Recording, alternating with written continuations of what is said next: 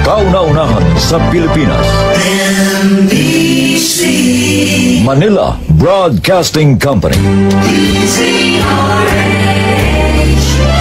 DZRH. Member, kapisanan ng mga broadcaster ng Pilipinas.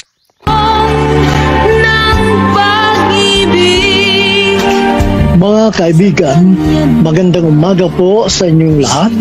Narito ngayon ang kasaysayang pagdala ng isa nating taga-subaybay. Ang ligaya bang nalalasap ngayon ay tunay, kaya mahal. Dear Mr. Romantico, sabi nila, ang selos daw ay sign na talagang mahal mo ang isang tao kasi takot kang mawala siya sa buhay mo.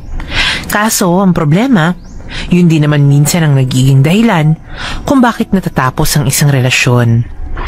So, saan ka lulugar? Sa kwento ibabahagi ko sa inyo, ini-expect ko na may maiinis sa akin. May sasakit ang ulo o kahit malabo ang posibilidad, baka may umagri din sa akin, especially ang mga kapwa ko babae. May boyfriend ako. 3 years na kaming dalawa at sa loob ng mga taong yun ay naging masaya ako. As in masayang masaya. Sweet at higit sa lahat, mapagmahal. Kaya habang tumatagal, mas lalo ko siyang minamahal. Kaso, dumarating lang talaga ako sa puntong medyo nagiging paranoid ako. Na kapag may nakita akong kausap siyang babae at nagtatawanan pa sila, medyo nagsiselos na ako. Pero slight lang naman, tulad na lang itong nangyari sa amin.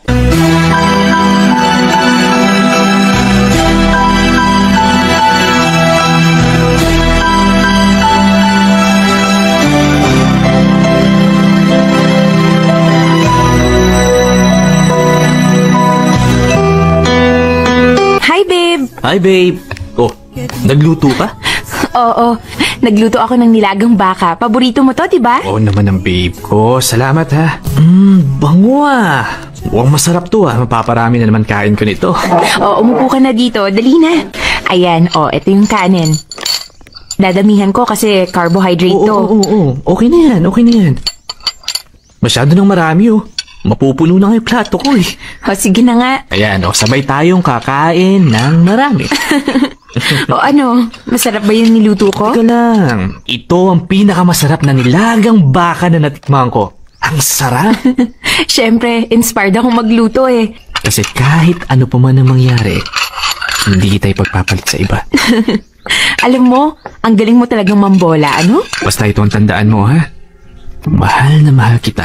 All I want is to hold you forever. Nabobore ako. Kailaman ko kaya yung cellphone niya. Hindi naman siguro yun magagalit. Makikibasa lang naman ako ng mga messages eh. Sa call logs muna ako titingin. Naka-4 na tawag sa kanya. Sa messages naman ako pupunta. Nagte-text din sa kanya. I'll wait you outside. Huh? I'm here. Where are you? Okay ka lang ba? Uuwi na ako. Uy, teka, sandali lang. Uuwi ka na. Akala ko ba buong araw tayo magkasama ngayon? Ipapanoorin pa tayo, di ba? Nagbago na yung isip ko. Tingnan mo pa yung pag-arte ha. Diyan ka naman magaling eh. Ang magkunwaring walang alam kahit huling-huli ka na. Teka. Yung katrabaho ko. O talaga? Yung katrabaho mo? Ano namang ginagawa niyo sa labas? May pa-wait pa outside tapos I'm here, where are you, ganon? Teka. Paano mo nalaman yon? Nabasa ko sa phone mo. Bakit mo kasi ginagalaw yung phone ko? Bakit? Girlfriend mo ako, diba?